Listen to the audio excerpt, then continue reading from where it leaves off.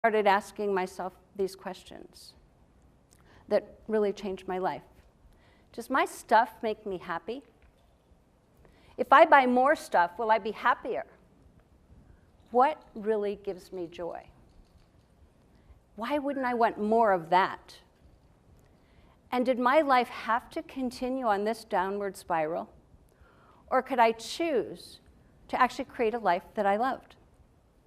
After all, for 40 years as an interior designer, I've been designing other people's lives all over the country. Why not design my own? In December 2015, at a Christmas party in my home, a gentleman asked, "Rita, how much longer are you going to live in this big house by yourself?" I said, "Oh, in 1 year from now, I'm going to be living in a small apartment in Center City, Philadelphia." I have no idea where those words came from. But in that moment, I realized that my words created the future that I would live into. January 2016, I sat on the living room floor of my big home. I looked up and I cried. I had no idea where to begin. So rather than making downsizing a project, which is always harder, I decided to make it a game. So I called family and friends, many of them are here right now, and enrolled them in the possibility of helping me attack just one area of my home at a time for just 4 or 5 hours on a Saturday or Sunday. So week by week, for an entire year, they helped me disperse stuff that I'd collected over many, many years.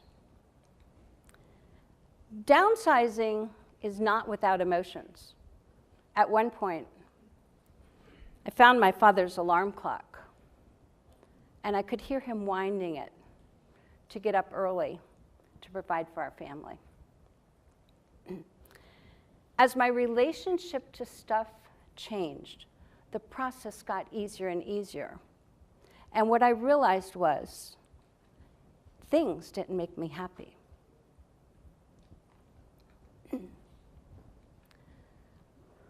A year later, here I am, Center City, Philadelphia, my beautiful little jewel box apartment. I moved from my 5,000 square foot home in the country to 867 square feet in Center City.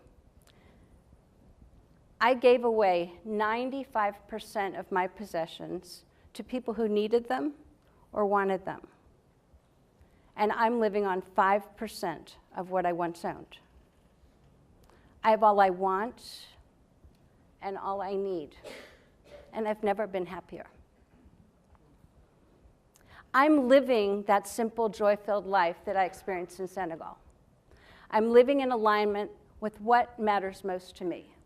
More time with family and friends.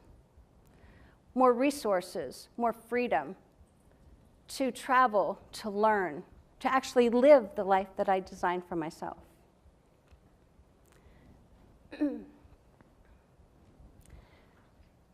A ripple effect of downsizing is that I also downsized my company's work week for a better work-life balance.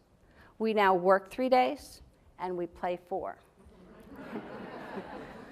And, why not do that sooner?